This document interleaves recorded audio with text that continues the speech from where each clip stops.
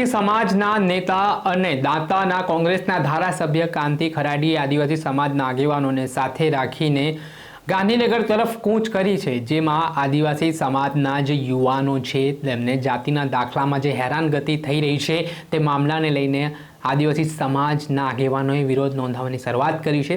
ત્યારે રાત્રિ દરમિયાન બનાસકાંઠાના છાપી પોલીસ સ્ટેશનમાં કાંતિ ખરાડી સહિતના આદિવાસી આગેવાનોની અટકાયત કરવામાં આવતા કેવા દ્રશ્ય સર્જ્યા, વિગતે વાત કરી। વૈષ્ણવજન તો તેને કહીએ જે પીડ પરાઈ જાનાને રે।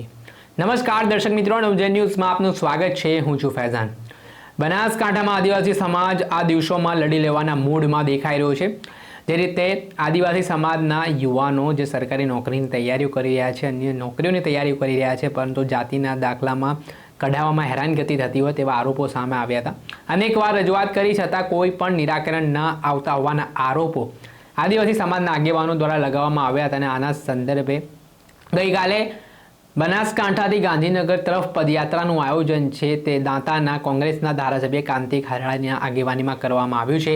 અને આના સંદર્ભમાં આ પદયાત્રા છે તે ચાલી રહી હતી, ત્યારે બનાસકાંઠાના છાપીમાં રાત્રિ દરમિયાન આ પદયાત્રા પહોંચતા પોલીસનો પહેલાથી જ જડબેસલાક બંદોબસ્ત થતો ને ગાંધીનગર જાય તે પહેલાં જ કોંગ્રેસ નેતાઓની અટકાયત કરી લેવામાં આવી। ને આ સમગ્ર ઘટનાના મામલે પોલીસ સ્ટેશન બહારથી શું કહી રહ્યા છે દાંતાના ધારાસભ્ય કાંતિ ખરાડી, તેમને સાંભળો। ઓકે સાહેબ, આજે પગપાળા યાત્રા હતી, કઈ જગ્યાએથી રોકવામાં આવે છે અને શું કરવામાં? સૌથી પહેલા તો અહીંયા જે જગ્યા બેઠા છીએ એવા મિસ્ટર હર્ષ સંઘવીને કહેવા માંગુ છું, પોલીસ સ્ટેશનની અંદર બેઠા છીએ, સવારથી બેઠેલા હતા ને ગુજરાતના જો ગૃહમંત્રી તરીકે જો સમજતા હોત તો વાર્તાલાપ કરવા માટે અમે 5 કલાક રસ્તામાં બેઠા, પણ એમના પેટનું પાણી નહોતું હલ્યું। ના છૂટકે પોલીસને આગા કરીને તડી પાર કરીને અહીંયા લાવ્યા છીએ ને। હજુ કહીએ છીએ, આજ નહીં તો કાલે વિનંતી કરીએ છીએ। દોતાના ધારાસભ્ય તરીકે વિનંતી કરું છું, જો ગુજરાતનો જો એક ડેપ્યુટી સીએમ તરીકે હોય ને તો ધારાસભ્યનું લેટર આખા ગુજરાતની અંદર ચાલતું હતું ને ધારાસભ્યનું લેટર આ ના ચાલતું હોય ને તારામાં પોણીની હિંમત હોય ને આખા ગુજરાતના ધારાસભ્યનો લેટર ફાડીને ફેંકી દેવડાવે। એવી સૌથી પહેલા તો એ સંદેશો આલું છું। બીજું, વર્ષોથી મોગતા આવ્યા છે, આદિવાસીઓના દાખલા ને હક મોગતા હતા, પણ એ પણ એમને પેટનું પાણી નથી હજુ ખેંચ્યું। દીકરા દીકરીઓ ભણવા માટે આશા ને અપેક્ષા રાખીને બેઠા હતા। એક બાજુ દાખલા નહીં આપવા દેવાના ને સાથે સાથે બીજા વિભાગને કહેવા કે આ લોકોના દાખલાઓ મોગતારો આદિજાતિના આપવા નથી ને મોગતા બંધ નથી કરવા। એના લીધે અમે આજે દાખલાઓ લેવા માટે અહીંયા વહીવટી તંત્રને જિલ્લા કક્ષાએ, મામલતદાર કક્ષાએ, પ્રાંત કક્ષાએ 2 વર્ષથી મોગતા આજ દિવસ સુધી મોગતા આવ્યા હતા। ના છૂટકે ગાંધીનગર જવાનો વારો આવ્યો ત્યારે અને સીધો ત્યાંથી મેસેજ કર્યો વહીવટી તંત્રને, પોલીસ ડિપાર્ટમેન્ટને કે આ લોકોને ઘેરી નાખો, એમના ઉપર અત્યાચાર કરવો તો કરી નાખો, પણ આગળ નહીં આવવા દેતા એવા સૂચના આપવામાં આવી। ત્યારે એ તો અત્યાચાર કરતા હતા, પણ તદ્દન વહીવટી તંત્ર પણ આજે અત્યાચાર કર્યો છે। ધારાસભ્ય તરીકે કહી રહ્યો છું, આદિવાસી એકલા નહીં, આખારી ગુજરાતની 18 વરણ એમના હક માટે રજૂઆત કરવાનો એનો અધિકાર છે। આજે અમે અધિકાર રજૂઆત કરવા ગયા એટલે રસ્તામાં રોકવા આવ્યા ને એમનામાં હિંમત હોય તો તમારે ગાંધીનગરમાં હળગાવવું નથી, અમારે વિધાનસભા સુધી આવવું પણ નથી, પણ તારામાં હિંમત હોય ડેપ્યુટી સીએમ તરીકે ને સીએમ તરીકે બંને કહું છું કે આદિવાસીઓનું ખૂન પીવાનું બંધ કરો। વર્ષોથી જે તે દાખલા મળતા હતા તે દાખલા આપો તો નાના દીકરાઓ ભણશે ને કે આજ પછી અમે નક્કી કરીએ છીએ છોકરા દીકરાઓ ભણાવવાની શું જરૂર પડી હવે કે ભણાવીને ખર્ચો કરીને શા માટે ઘર ભિખારી બનાવવાનું? અમારે તમે દાખલા આપવા દેવાના નથી, નોકરી સુધી જવા દેવાના નથી, વધારે ભણવા દેવાના નથી, તો શા માટે છોકરોને ભણાવવાની જરૂર? અમે કહીએ છીએ જો આવતી પેઢીનું જો ખૂન ના પીવું હોય તો હજુ વહેલી તકે તાત્કાલિક દાખલા આપવાની છૂટ કરે, નવેસરથી ચાલુ નથી કરવું. જે રીતે રૂટિંગ મળતું હતું એ રૂટિંગ ચાલુ કરે. અને જે દીકરાઓ 2 વર્ષથી નોકરી બદલે રવડતા હતા અને એમને નોકરી લાગી છે, પણ આદિવાસીઓ દાખલો મળી જાય તો બીજા વચ્ચે ઘૂસવાના ન ઘૂસી શકે, એના લીધે આદિવાસીઓને પાછા રાખો ને દાખલા નહીં આપવાના. 2 વર્ષથી નોકરી લાગેલા અમારા આદિવાસીઓ જ્યાં સુધી દાખલો રજૂ ના કરી શકે ત્યાં સુધી નોકરી જોઈન નથી કરી શકતા. સ્કોલરશીપ લેવી હોય તો આદિજાતિનો દાખલો જોઈએ છે. મોંઘવાવાળા કોણ, એ લોકો કે બીજા?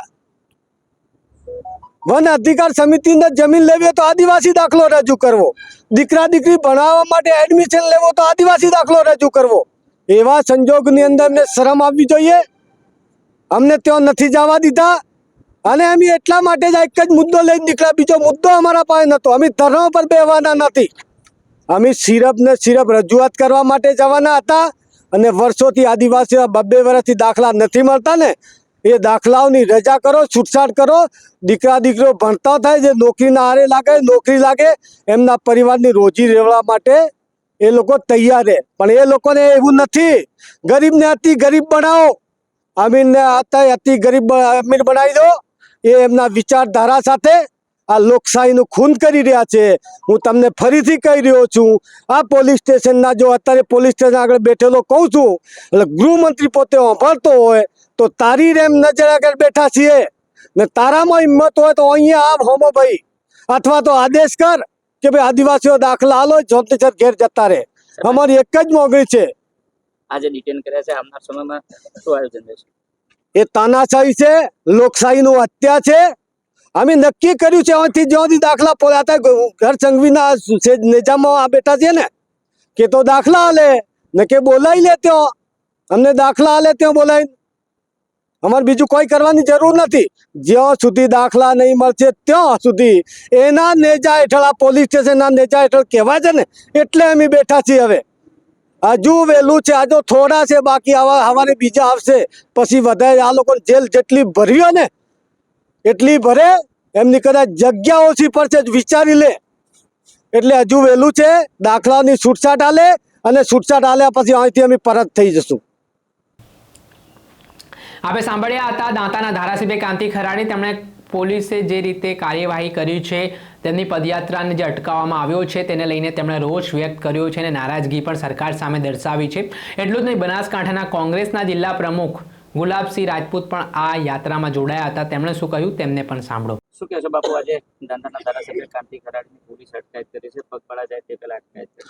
આજે દાંતાના ધારાસભ્ય કાંતિભાઈ અને આદિવાસી સમાજના સૌ આગેવાનો આદિવાસી સમાજના દીકરા દીકરીઓને નોકરી મળે એના દાખલા નથી આપતી છેલ્લા 2-3 વર્ષથી સરકાર, એના માટે રજૂઆત કરવા પદયાત્રા કરીને ગાંધીનગર જતા હતા.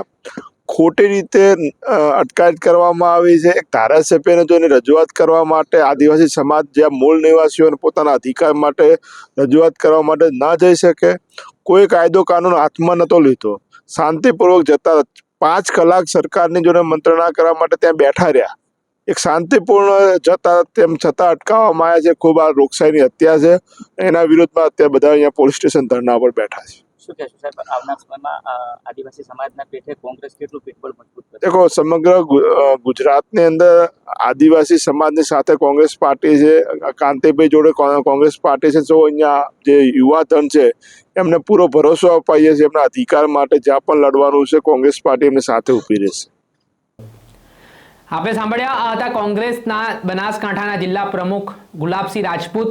તેમણે પણ સરકાર સામે પ્રહારો કરવાની શરૂઆત કરી છે અને જે સમસ્યાઓ છે તેનું કોઈ નિરાકરણ ના આવતા અંતે ગાંધીનગર તરફ જે કૂચ કરવાનું એલાન કરવામાં આવ્યું હતું, તેના જ ભાગરૂપે જે આદિવાસી આગેવાનો છે, નેતાઓ છે, તે ગાંધીનગર જઈ રહ્યા હતા તે પહેલાં તેમની બનાસકાંઠામાં અટકાયત કરી લેતા હવે મામલો ગરમાયો છે. દર્શક મિત્રો, આવા જ નવા વિડીયો સાથે આપણે માહિતગાર કરતા રહીશું, એટલે નવજીવન ન્યૂઝ જોતા રહો. વૈષ્ણવજન તો તેને કહીએ જે પીડ પરા